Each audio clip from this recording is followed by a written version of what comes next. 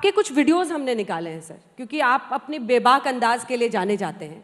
तो जो पहला वीडियो है उसको हम चलाएंगे और फिर आपसे उस पर मैं एक सवाल पूछूंगी।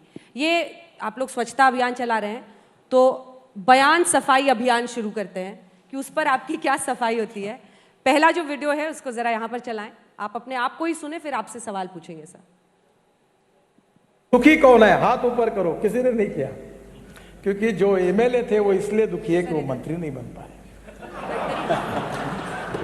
मैं आपके लिए नहीं कह रहा हूं। मंत्री इसलिए दुखी थे कि उनको अच्छा डिपार्टमेंट नहीं मिला। जिनको अच्छा डिपार्टमेंट नहीं मिला वो इसलिए दुखी थे कि वो मुख्यमंत्री नहीं बन पाए, और जो मुख्यमंत्री बन पाए वो इसलिए दुखी है कि कब रहेंगे और कब जाएंगे इसका भरोसा नहीं। वो चिंता। गुजरात में मुख्यमंत्री बदले गए थे, उसके बाद आपका ये बयान आया था। नहीं, अपनी पार्टी को भी नहीं छोड़ते। नहीं, ऐसा हुआ कि उस दिन राजस्थान की विधानसभा में वहाँ के स्पीकर जो जोशी साहब है उन्होंने मुझे बुलाया था और सभी पार्टी के एमएलए सामने बैठे थे। तो 12:30 बजे मेरा भाषण था और गुजरात का मुख्यमंत्री 2 बजे बदला है।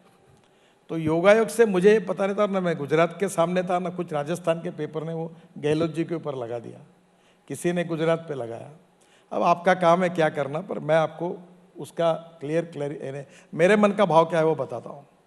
मैं एमएलए के सामने बात कर रहा था। मैं अक्सर एक बात कहता हूँ कि भाई खुशी से रहो, टेंशन मत पालो, जो होता है वो अच्छा ही होता है, काम करते रहो, खाओ पियो मजा करो। तो मैंने उनको कहा कि तुम चिंता क्यों करते हो? अगर दुखी है तो मैं जब बीजेपी का अध्यक्ष था तो मैं धीरे धीरे सबको मिलते हुए एक बार मैंने कहा ये तो अतृप्त आत्माओं का महासागर बन गया है, क्योंकि हर आदमी दुखी था। जो पद मिला वो भी दुखी था, जो नहीं मिला वो भी दुखी था। तो मैंने उनको ये कहा कि जो हमको मिला है उसमें समाधान मानने से जीवन में आनंद होता है। आप खुश हैं? तो मैं बिल्कुल खुश हूँ, क्योंकि जो आप एक याद रखिए, जो भविष्य की चिंता करता है वो दुखी होता है, जो भविष्य की चिंता नहीं करता वो खुश होता है। मेरी औकात और हैसियत से मुझे बहुत ज़्यादा मिला है। मैं कभी दिल्ली नहीं आया, मैंने बायोडाटा छापा नहीं अपना कभी, और न कभी हार लेकर एयरपोर्ट पे कहीं दौड़ा। मैं शांति से अपना काम करता था। दिल्ली वालों को पता भी नहीं था कौन नितिन गडकरी, मैं भी आना नहीं चाहता था। तब मैं जब आया, आज भी दिल्ली के मुझे रोड मालूम नहीं है, एरिया मालूम नहीं है, तो मैं आ गया। तो जो होना है होता ही है, आप दौड़ते काहे के लिए? और दूसरा एक नियम है, आप जिस चीज के पीछे दौड़ेंगे वो तुमसे दूर भागती है, और जो चीज को तुम उसके पीछे मत दौड़ो वो तुम्हारे नजदीक आती है। अगर प्रेम करोगे तो ये अनुभव आ जाएगा। तो आपने किया है?